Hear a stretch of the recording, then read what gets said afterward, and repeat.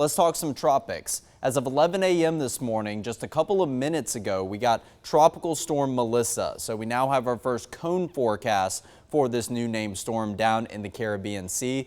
This was Invest 98L that you heard us referring to very often. And right now, this cone is just a big cluster. You can see how it just widens out into a larger circle, indicating that there is a lot of uncertainty about the potential path that this storm will take. I put some timestamps over here, but these go all the way out until Sunday morning and still expected to meander somewhere down here in the Caribbean Sea.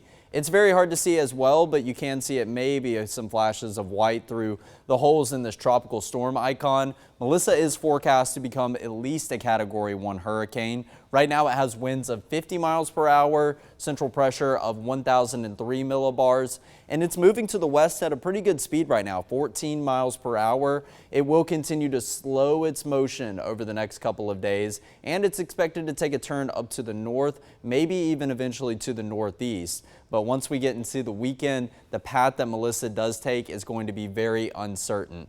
So will it go out into the Atlantic Ocean? Will it go over towards Central America? Only time will tell as we start to fine-tune this forecast with Tropical Storm Melissa. But taking a look at your spaghetti plots, which also still have not updated as of right now, I can go ahead and tell you that there are many that are going dead west over to portions of Honduras and Nicaragua. There's some that have it moving more towards Jamaica, up into the eastern portion of Cuba. And there's plenty of good agreement that this storm will continue to curve up to the north and impact portions of Haiti and the Dominican Republic over Hispaniola and continue to move back out in the Atlantic Ocean. But the big point I want to hammer home is that right now we are not forecasting any impacts to the United States, but that's as of right now. We just told you that there's high uncertainty with this tropical storm about the path that it takes past this weekend, so it will remain something that we continue to keep a very close eye on.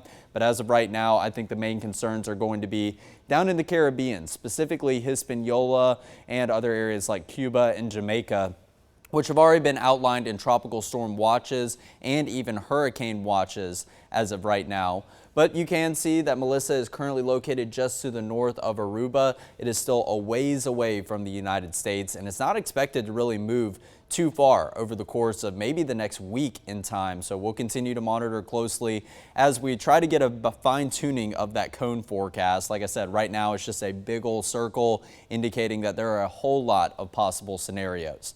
But we can cross Melissa off our 2025 Atlantic Basin hurricane names list. So that is going to be the 13th named storm that we've seen so far in the Atlantic hurricane season. To put this in perspective, about a week and a half ago was the anniversary of Hurricane Milton last year. So we had our M named storm about a week and a half ago in the calendar year. So we are definitely behind schedule of last year's hurricane season, and 13 named storms. That puts us one before the N name, which will be Nestor, and that is actually going to be the 14th named storm, which is what we typically see on average for a hurricane season. Half of the tropical storms that do normally form into hurricanes, and then just below half of those hurricanes do form into major hurricanes, Category 3 or higher status.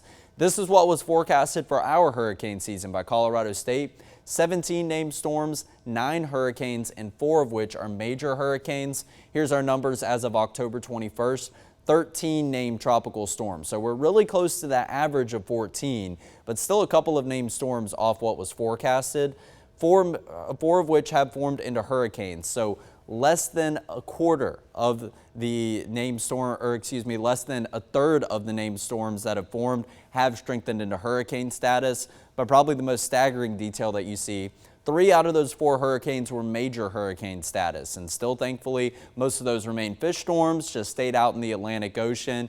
But we haven't had too many storms develop into hurricane status, which is 74 plus mile per hour winds. As of right now, Melissa does look to add another number onto this and put our total up to 5. But tropical activity is continuing to decrease very rapidly as we head into the back half of November. You can see that we have this gradual peak right here in the red and in the yellow.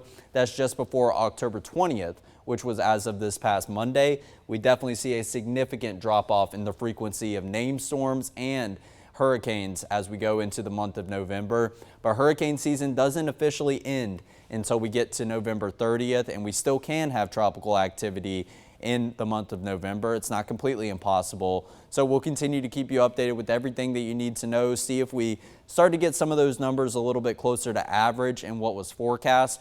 But as of right now, that's the latest on Tropical Storm Melissa down in the Caribbean. No need to fret anywhere in the United States as of right now, but if you have plans to travel into the Caribbean, that is a storm I would definitely watch very closely.